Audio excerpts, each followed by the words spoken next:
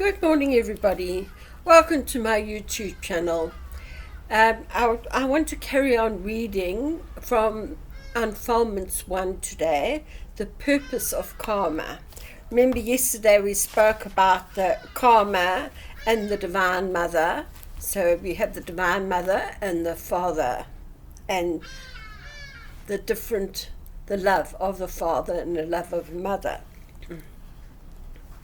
The purpose of karma on page 115, who would like to follow in the book.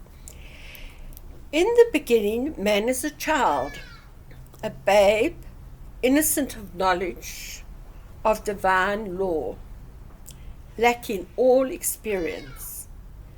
A little child must learn to sit and feed itself, to stand, walk, and play. And then, by mental development, experience and assimilate certain facts about life. And by this process, come to mankind or to manhood.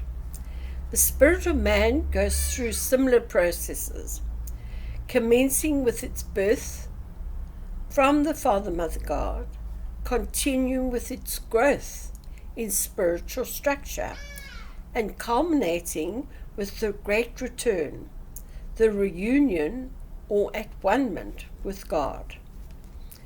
Without the soul experiencing suffering, physical, mental, or spiritual, there would follow no expansion of consciousness, no growth from unconscious to self-conscious, and then onwards to Christ-conscious, until a soul itself experiences suffering. It remains unconscious of the sufferings of its brother, and thus unable to bind the wounds and administer healing. Pain brings illumination, compassion, understanding.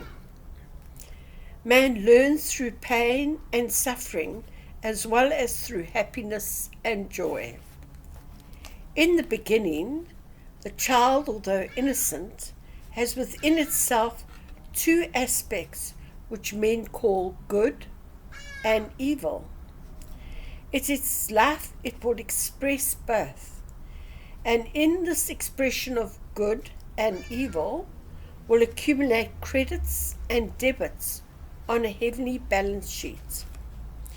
If this truth was firmly established, all people could see for themselves that as they sow, so will they certainly reap. They would pause before slaying anything that contributes to the beautiful or harmoniousness in life. No, not one of us would willingly slay his brother. The story of Cain and Abel demonstrates this. For Cain, the aspect of evil, killed Abel, who became outcast. He cried out that his sorrow was greater than he could bear. But do you realize that even by an outbreak of violent temper, you commit a murder? Thoughtlessness, hasty, cruel words are all murdering something beautiful and good. If you think about this, you will realize how much better it is to follow the path of self-discipline and strive always towards God, rather than allow the forces of destruction to crush down the better self.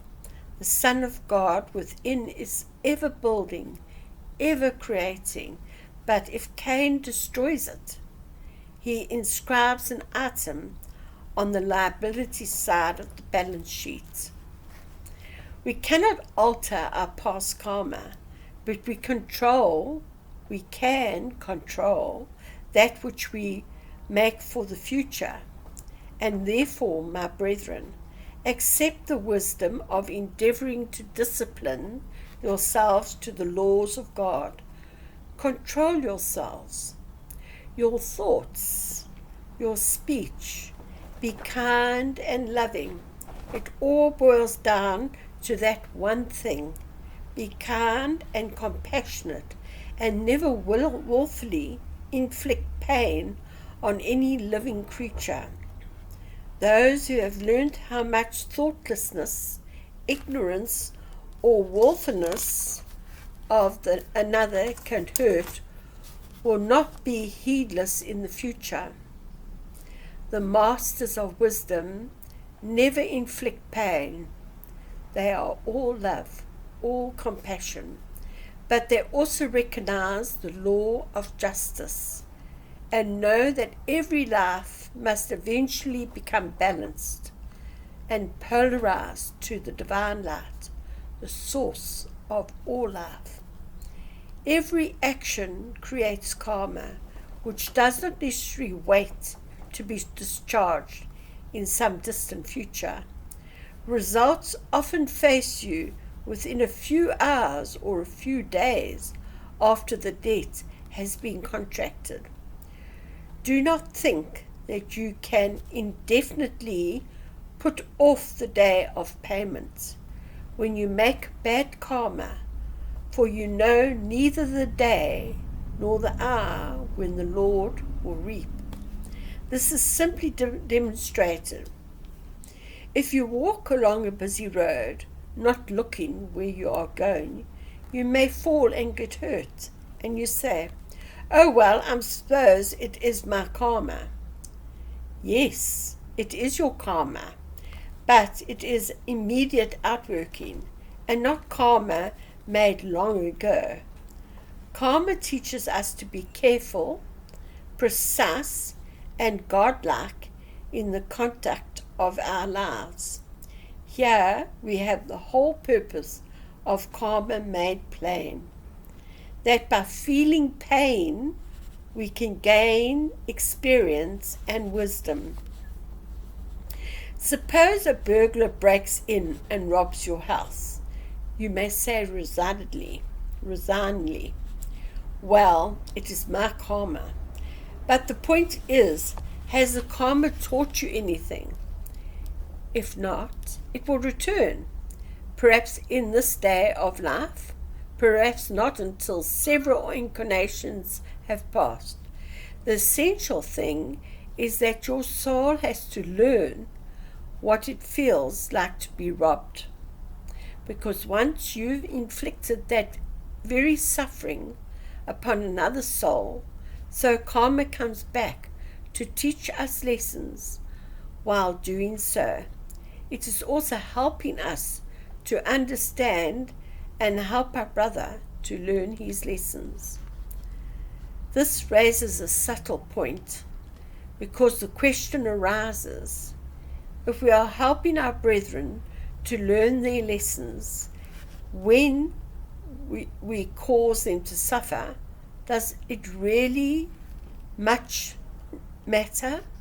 Well, the law is, do unto others as he would that they should do unto you. And by hurting your brother, you are creating fresh karma which will rebound upon you later, for you will suffer the same pain that you have inflicted. The law works both ways.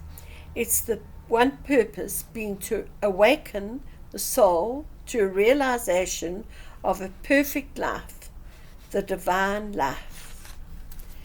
I just thought that actually brings quite a few things into a clearer perspective.